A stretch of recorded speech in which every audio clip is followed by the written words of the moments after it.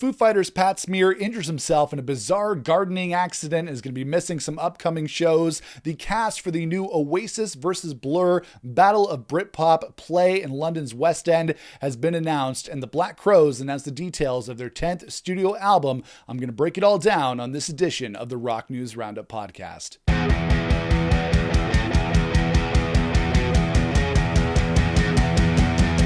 Hello, everybody, and welcome to the Rock News Roundup Podcast, your destination for the latest in rock music news, reviews, and discussion right here on the Nick Chino Music YouTube channel. I'm your host, Mr. Nick Chino. We got the mics on, we got the devil horns up, and we're here to talk about the latest in rock music news on this, the first episode of the Rock News Roundup Podcast in 2026. So I want to thank you very much for joining me for this episode. If you are watching this video on YouTube, make sure to toss me a like, a thumbs up. I'd really appreciate that. Make sure to smash the subscribe button so you don't miss out on future videos, and make sure to share this video online with your friends and fellow rock fans. If you're listening to this podcast as a podcast on any of your favorite streaming services, make sure to toss me a review and a rating wherever you can do that kind of thing. That would be very appreciated. It very much helps the channel and helps the podcast. And of course, make sure to follow me on social media across platforms as well, whether it be Twitter, X, Instagram, anywhere you find me, you can find me at Nick Chino Music. And again, if you are watching this on YouTube, make sure to check out my latest videos that are up there right now on the channel. Last week, I did a rock preview for 2026, a rock music preview for 2026, where I broke down some of the big albums that are coming out this year. As far as we know, I think we really only know stuff that's coming out over the next 3 or 4 months, but it's going to be a big year for rock in 2026. So make sure to check out that rock music preview, and then also check out my latest rock album review that's up on the channel for the new eighth self-titled studio album from Alter Bridge called Alter Bridge. I like the record. I didn't love it, but you can check out that full rock album review for the new album from Alter Bridge right now on the channel. But we're going to get to our headliner topics on this episode of the podcast. Pat Smear of the Foo Fighters has broken his foot in a bizarre gardening accident. At least that's what they're telling us. So Pat Smear is going to be missing out on a couple of Foo Fighters shows. We'll be talking about that in just a little bit. The cast has been announced for a new West End London play that is about the Battle of Britpop that happened back in 1995 between Oasis and Blur. So we'll talk about that. But let's kick things off on this episode of the Rock News Roundup Podcast with the Black Crowes announcing the details of their 10th studio album called Pound of Feathers. That's right, the Black Crowes have just announced the details of their 10th studio album, Pound of Feathers, a very fitting title for a band called the Black Crowes. It's coming out on March the 13th. You see, I just did my rock music preview for 2026, and then the Black Crowes go and announce this new album right after. I'm not saying that they did it on purpose, but it is a strange coincidence. But it just goes to show you how many rock releases for 2026 that we don't know yet that are coming out. So this is going to be a good one. This is the follow-up to 2024's Happiness Bastards, which was the band's big comeback album. I really enjoyed Happiness Bastards. I did a review for the record back, I guess, 2 years ago now when it came out here on the channel. So if you want to go find that, it's on the channel. You can go look for that. The band have announced this new album and included 2 new singles as well. They just released on streaming, Profane Prophecy and Pharmacy Chronicles. The album's going to include 11 brand new Black Crowes tracks in total, and there's actually quite a quick turnaround on this album as well. You know, we didn't get a new Black Crowes record for almost 15 years, which was a long time to wait for new Black Crowes music. But you know what? Now the Robinson brothers are back together. They're doing this thing. And the band recorded this album, surprisingly, in only 10 days, which is a crazy feat for any album in this day and age. And actually kind of reminds me of when the band put out their double album. I think it's called Before the Flood Until the Freeze, which came out back in 2009. That was their last studio record before Happiness Bastards. It kind of reminds me of that. They recorded that mostly live off the floor, I think in front of an audience. Not that they did the same thing on this new record, but they recorded it in 10 days, which is pretty crazy for a record these days. So you can tell that it's going to be a much raw record. It's going to be probably a lot live off the floor. From the sound of these new singles, I can see how that would be a possibility. And then the band's going to be keeping busy in 2026 as well. They're going to be going on tour in Australia and Japan. And then they're going to be doing some touring in North America, opening up for Guns N' Roses on a bunch of select dates, which I think is really cool. Not a huge fan of Guns N' Roses live. I've seen them live. Not one of my favorite shows that I've ever seen. But if you toss the Black Crowes in front of them, you know what, that might be a show that I would pay money to go and see. So that's actually not a bad little combination of the Black Crowes and Guns N' Roses. And then when it comes to Happiness Bastards, which came out in 2024, that was an album that I really loved. I really felt it had more of that classic, Southern Black Crowes sound. The previous record that came out in 2009, the After the Flood Until the Freeze, Before the Flood Until the Freeze, was a good record, but it definitely leaned more into the Black Crowes country and roots rock influences, which has always been there, minded. Like, that's not something new that they did. The Black Crowes have always been, just drenched, of course, in Southern rock, classic rock and roll, British rock and roll, country, roots rock, everything in between. They've always included that in their sound. But Happiness Bastards felt a little bit more like that electric kind of full band Black Crowes sound, and it kind of sounds like this new record, Pound of Feathers, is going to continue that trend that they did on Happiness Bastards. So very, very excited to hear this new record. And I've been a fan of the Black Crowes for a very, very long time. In my younger days, when I had my long hair, a lot of people said that I looked like Chris Robinson, which I never really understood. But hey, if you want to say I look like an awesome rock singer, I'll go for that. I used to have longer hair. My band, the Mississippi Kings, we used to be much more of a roots rock country kind of band, so it made sense that we got a lot of those Black Crowes comparisons. I've only ever seen the Black Crowes live once, and that was back on the tour of Brotherly Love that they did with Oasis back in 2001. I saw that tour front row, absolutely loved it, and it's kind of strange. We have these two brother bands, the tour of Brotherly Love, Oasis, and the Black Crowes, and they kind of both split up for around the same amount of time. The Black Crowes and Oasis both broke up around 2009, 2010, waited about 15 years to get back together, and now they're back doing their thing. So everything is right with the world again. When you have Oasis back, you have Black Crowes back. Now all we need is Oasis to put out some new music. It seems like the Black Crowes were much quicker to be putting out new music than Oasis. But that was an absolutely crazy tour to go see, the tour of Brotherly Love. You had the Brothers and Space Hog opening that up. You had Oasis, and actually Black Crowes were the band that closed out that tour. They were, I guess, essentially the headliner, the last band, even though Oasis and the Black Crowes were co-headliners on that tour. So been a big Black Crowes fan for a very, very long time. I wouldn't say I know everything in their discography or every song they have, but I know all the big hits and a fair share of their huge album tracks. Now, when we take a listen to these new songs, Profane Prophecy and Pharmacy Chronicles, I thought these were okay. Maybe not the best Black Crowes songs. I think some of the songs that they released as singles from Happiness Bastards were a little bit stronger, but overall, some pretty cool songs. Profane Prophecy reminded me a lot of the Rolling Stones. It has a really fun kind of Brown Sugar-esque riff in it. Very, very Rolling Stones on this one. Some really nice, soulful vocals. And I feel like the Black Crowes have always had that Rolling Stones influence, but immediately when I first heard this song, Profane Prophecy, the riff on it immediately reminded me of the Rolling Stones and Brown Sugar. And then Pharmacy Chronicles, just like the Black Crowes do, they bring it down a notch. This one is more acoustic. You got some great vocals from Chris Robinson, who's one of my favorite vocalists in rock. Like, the dude can just belt it out and he can just sing. I love singing along with the Black Crowes. Always been a really, really cool thing. And both songs are really like quintessential Black Crowes. They both have that Black Crowes sound that you would expect. It's not their best stuff. Like, I'm not loving these first two singles. I might have to listen to them again and let them grow on me a little bit more, but I have high hopes for this new album, Pound of Feathers, which is coming out on March the 13th. I will say, though, I'll pull this up for you here, I don't love the album cover on this new album. If you take a look here, it reminds me of like a bad 80s album cover. I feel like there wasn't a lot of effort put into this album cover. I'm not usually somebody who harps on about album covers or artwork or anything like that. Like, whatever you want it to be, that's fine. But this just looks like something from like the 80s or the 90s that had very little effort put into it. Obviously, you got the picture of the Robinson brothers, which is to be expected. And then you have the Black Crowes logo kind of on a curve there, which is very cool. But I feel like this thing was really, really thrown together. I'm not saying you should be using an AI album cover or anything like that, but maybe put a little bit more effort into their album covers. It could have been better on the album cover front. I'm not going to keep harping on about that. What matters the most is the music. I think these two new songs, Profane Prophecy and Pharmacy Chronicles, a lot of P's happening in there, are very, very cool. I'm going to let them grow on me. Very much looking forward to this new record. Definitely going to review it here on the channel. So again, the new 10th studio album from the Black Crowes, Pound of Feathers comes out on March the 13th, and we're very much looking forward to it here on the channel.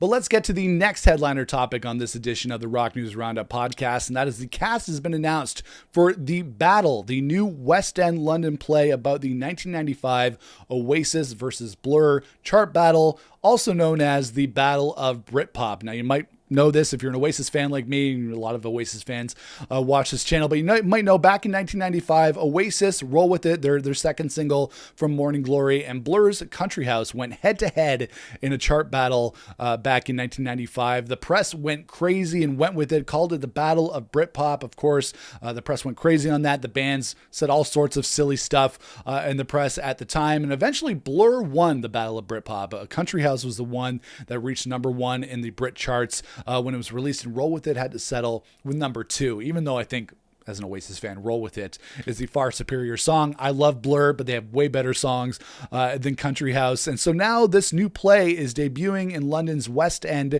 in February. I'm going to show you this poster, pretty cool, of all the different people that were announced in the cast. The poster has the Oasis logo, like the outside of the Oasis logo with the Blur font, which I thought was a very, very nice touch, a way to combine both bands' logos into one thing for this new play. And the cast has been announced. Now, I'm not familiar with any of these names. I'm sure if you're from the UK, if you're more plugged into the West End scene, the play scene in London, you might know these names. I'm sure many of them will become household names in the future, but let's take a look at this. So we have Patti Stafford as Noel Gallagher, George Usher as Liam Gallagher, Oscar Lloyd as Damon Albarn, Will Taylor as Graham Coxon, and they got people playing everybody in Oasis. You got people playing Bonehead, Gwigsy, and Alan White, and then you also have some actors playing the spouses of the bands at the time. So you have somebody playing Noel Gallagher's wife at the time, Meg Matthews, and Damon Albarn from Blur's girlfriend at the time, Justine Frischmann, of course, we know from Elastica. She's a musician all in her own right. So we have some people playing the members of Oasis, and then you have the people playing the spouses of the bands. The only person I think is missing here is Dave Rowntree, the drummer of Blur, because we got somebody playing their bass player Alex, but nobody playing the drummer of Blur. So I don't really know why they did that. But when you think about it, this is a very interesting concept for a play, because I'm assuming this isn't a musical, because that's probably for the best. As a musician, as somebody who loves music, I actually don't really love musicals. Now, my favorite movie of all time is Back to the Future, and recently, over the last couple of years, they launched this new Back to the Future stage play that played in London, New York. I think it played in Toronto. It's played a whole bunch of places. I love music, but I hate musicals. And this Back to the Future documentary, or a play that I'm not going to get into, actually looks really awful. Aside from the music from the movie that they included in the play, then they did all this other music that was specifically written for the play, which was absolutely ridiculous. I did not enjoy what I heard from that at all. But I'm thinking, like, is there something wrong with me if I'm a musician who doesn't like musicals? Like, and this thing, the Battle, this new play in the West End, would make sense to be a musical. Because, we're talking about Oasis and Blur, but I have a feeling like being able to license and get the rights for those songs for this play would be astronomical and probably out budget the entire play itself. So I don't really think that it's going to be a musical, but really this is it's a good time for drama, because this is a huge moment in 90s Britpop history. It makes for some good onstage drama, and I'm sure they're going to be embellishing a lot of what happened, and talking about what happened in the press and a lot of things that Noel Gallagher said and Liam Gallagher and Damon Albarn at the time. But this is actually a great time for this battle play to be coming up, because we are still, even though the Oasis Live 25 tour is over, we are still in the grip of Oasis Live 25 fever. I know a lot of people are still loving listening to Oasis and are looking for anything Oasis content. We are still clamoring for Oasis stuff, because the tour is over. We don't really know what else is happening with the band, if they're going to be doing anything in 2026 in terms of going on the road or releasing new music or anything like that. We don't really know what's going on with Oasis, so we might as well turn to watching a play of people playing Oasis as a way for us to get our Oasis fix. But I'm just wondering, like, will this be any good? because again, you have to embellish things. You have to bring people in to play these parts. Like it could be, pretty much depending on the quality of the acting and the story, just like a musical biopic, they can be very heavy-handed and on the nose. Like every musical biopic that I've watched, I don't like musicals. I don't really like musical biopics as well, whether it be Bohemian Rhapsody or A Complete Unknown or any of those movies that have been released over the last little while. I find them always to be very heavy-handed, and you always have people just kind of going over the top in their portrayal of these musicians and these figures of music that we look up to so much. It's always just a little bit of a mixed bag when you have these stories. And I'm thinking like at least it's English people that are playing the characters in this play, because you can't get Canadians or Americans or anybody to play Brits in these kinds of projects, whether it be a play or a movie. The Beatles movie that's coming out in a couple of years, or the 4 Beatles movies that are coming out in a couple of years, because it doesn't work that way, because British people, English people from the UK, they can do American accents convincingly, but it doesn't work the other way, right? We Canadians, Americans, it just sounds awful when we try to do a British accent. I'm not going to try to do one, even though I think I do a pretty good one. I'm not going to do it here on the channel. So thankfully they've gotten a fully English, or at least, English, Irish cast to play the characters in this play. And they're not just getting a bunch of Canadians or Americans to do bad accents for them in this play. But I think, it's a cool idea. I won't be in London's West End anytime soon, so I don't really feel like I'll be able to check this out myself. But if you are somebody who's going to be checking out this new play called The Battle, you can let me know here on the channel and let me know if it's worth seeing for other Oasis Blurs fans or Blurs fans to go check out. And I'm thinking, like, is this a sign that eventually we will get a fictionalized Oasis movie? I'm thinking that is eventually going to happen. Like I said, they're doing a series of Beatles movies, 4 Beatles movies actually, based on all the 4 Beatles coming out in 2028. Rock biopics are all the rage. Oasis is very popular again after doing the reunion tour last year. So it just makes me wonder, like, will an Oasis movie eventually happen? Like, I feel like it will. I feel like maybe not right away, because I don't think Liam and Noel Gallagher would really ever sign off on that kind of thing right now. But I feel like eventually, if the money's right, they will get an Oasis fictionalized movie made, not a documentary like Supersonic or the stuff that we've got in the past, or the new Live 25 documentary that's going to be coming out this year. No, like, we're going to be eventually be getting an Oasis movie. I feel like that's going to be happening eventually, maybe not in the near future, but eventually when the money is right for the Gallagher brothers. But until then, we have this new play, The Battle, the story of the battle of Britpop between Blur and Oasis. I'm sure it's going to be great. It's going to be opening up on London's West End in February, so it's coming out really soon. But let me know your thoughts in the comments below. What do you think of this new play that's going to be coming out based on the story of the battle of Britpop? Are you going to go check it out, or are you just going to be a skip for you? Let me know in the comments below. But let's get to the final headliner topic on this edition of the Rock News Roundup Podcast, and that is, what is up with the Foo Fighters and breaking limbs?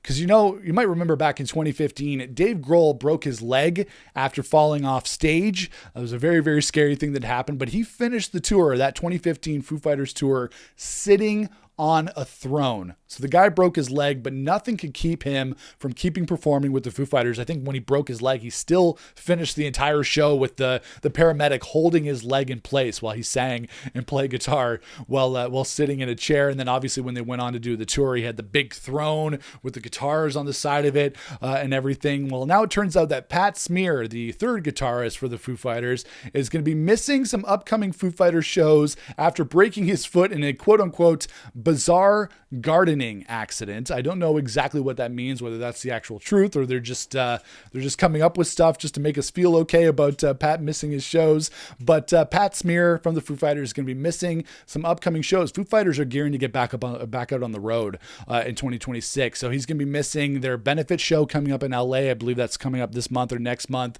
He's going to be missing their shows in Australia and Mexico, and he's going to be replaced by Jason Faulkner, who's somebody who's worked with a lot of different artists over the years, including St. Vincent, Beck. He's worked with Noel Gallagher, so he's one of those go-to guys that can come in and fill in for Pat Smear. I don't really know how you fill in for Pat Smear, because you have Dave Grohl on guitar, you got Chris Shiflett on guitar, you got Pat Smear. Well, I feel like Pat Smear really just brings the noise with his guitar. He brings those power chords, he brings his energy. He's such a huge part of the sound and the aesthetic of the Foo Fighters. So Jason Faulkner is probably going to have some hard shoes to fill literally, because Pat Smear broke his foot. Hard shoes to fill when they go out and they do this tour. And so people are asking, though, why is Pat Smear missing this tour? You know, when Dave Grohl went out and broke his leg back a bunch of years ago, a decade ago, he went out on a throne and continued the tour no matter what. And to that I say, you know, like with Dave Grohl, you can't really have a Foo Fighters show without Dave Grohl. In order to go see the Foo Fighters, you have to have Dave Grohl out front on the microphone, throne or not. But with Pat Smear, like I feel like they can get through these shows without Pat Smear. They can let him go and rest his leg, and then Dave Grohl can, you know, keep going out there and rocking crowds. And I have a feeling it'll be a quick recovery. At least we hope it'll be a quick recovery for Pat Smear. They can't go out and tour as the Foo Fighters without Dave, but Pat Smear, as essential as he is to the Foo Fighters lineup, I feel like he can go take a rest for a little bit, heal up his foot, and then get back on the road with the Foo Fighters. But you know what? He better heal up soon, because the band, again, has a very, very busy tour schedule for 2026. I know we're still hoping that the new album is out this year at some point. They released 2 new songs last year, Today's Song and Asking for a Friend. So everybody's hoping that a new Foo Fighters album is going to be coming out in 2026. But more importantly, they are hitting the road this year, making up for some of the places that they didn't really hit on the last tour for their last album. But here we are. So they're going to the UK, they're going to Europe, they're going to North America. They're going to be playing in Toronto at Rogers Stadium, the same place that Oasis played last summer, on August the 4th. And so the band is hitting the stops that they missed on the But Here We Are tour. So 2026 is really gearing up to be a great year for the Foo Fighters. And again, we're hoping that a new album comes out in 2026. We got those 2 new songs last year. I didn't really love the 2 new songs. Like, I didn't even think they were as good as the stuff that we heard on But Here We Are. But again, a new Foo Fighters album is always something that I'm going to be really, really excited for. And it's funny because talking about Dave Grohl breaking his leg back in 2015, I saw the Foo Fighters on that tour. They played, I think that was the last time no, I don't think it's the last time they played Toronto. Probably wrong. They probably played it on the Concrete and Gold and Medicine at Midnight tours, but I saw them on the tour. I think believe it's for Sonic Highways back in 2015. So I saw Dave Grohl on the throne on that tour. He was sitting on the throne. It was crazy. He even lended it to Axl Rose for their tour. Crazy looking throne. I love that show. I love the Foo Fighters, but I have to say that when Dave Grohl was sitting on that throne for that Toronto show, it was a very, very long-winded show. Like, Dave talked a lot in between songs on that show, even though we know he talks a lot as it is. He talked a lot on that show, and every song, I don't know if this is a virtue of him being injured or whatever, but every song turned into an extended jam on pretty much every Foo Fighters song. If they played My Hero, there was an extended jam in the middle. If they played Everlong, extended jam in the middle. If they played Big Me, somehow an extended jam in the middle. So as much as it was cool to see Dave Grohl still being able to command the band while he was sitting on that throne, it was a tough gig to get through. And I think I actually left a little bit early just because it was so long. It was like over 3 hours long and everything was just so long-winded. So maybe the Foo Fighters being injured isn't the best for their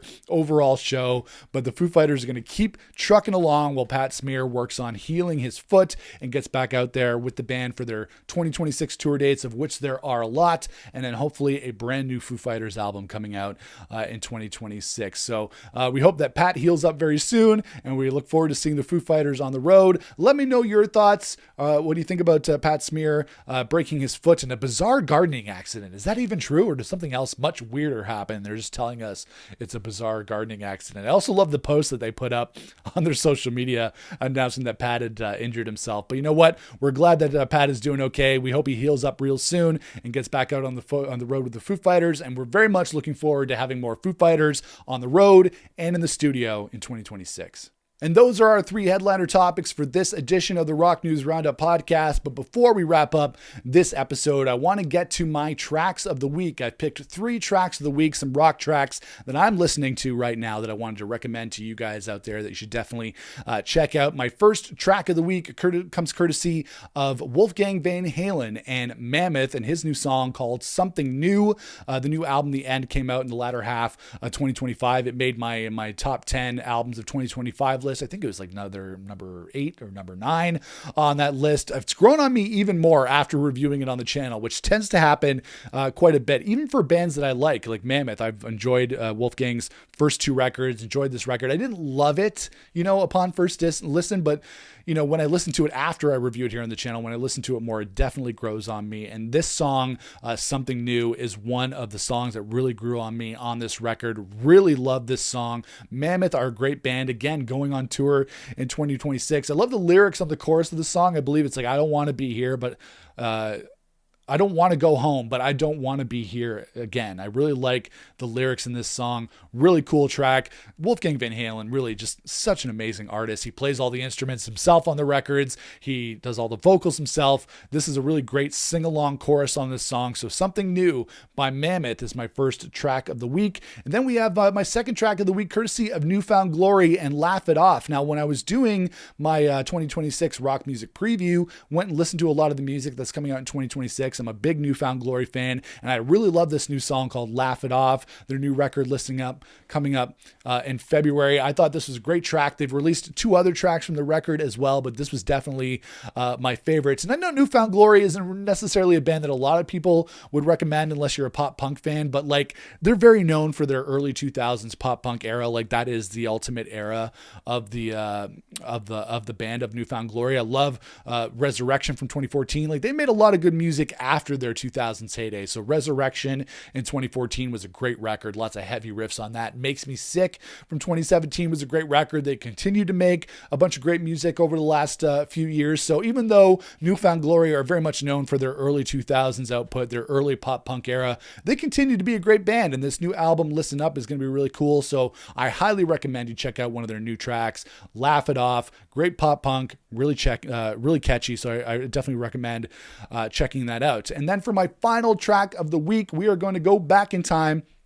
I talked about the Black Crowes on this episode. The Black Crowes and Remedy, going back to their second album, The Southern Harmony and Musical Companion. The fact that they announced this new record got me back into listening to more Black Crowes, and I love, especially their early 90s output, especially their first couple of albums, Shake Your Money Maker, Southern Harmony and Musical Companion, a lot of those 90s records. And Remedy has always been one of my favorite Black Crowes songs. It rocks, it kicks ass, it's got a lot of attitude to it. Chris Robbins' voice, of course, is fantastic, and it's a great way to get excited for a new album. Every time a band that I love puts out a new record, I love to go back and listen to some of the older stuff and just enjoy some of the older material. It kind of gets you hyped up to listen to the band again. And so Remedy, one of my favorite Black Crow songs, definitely one of my track of the week recommendations. Looking forward to the new record, but until that comes out, we can go back and listen to some classic Black Crows. So Remedy is my last track of the week for this week.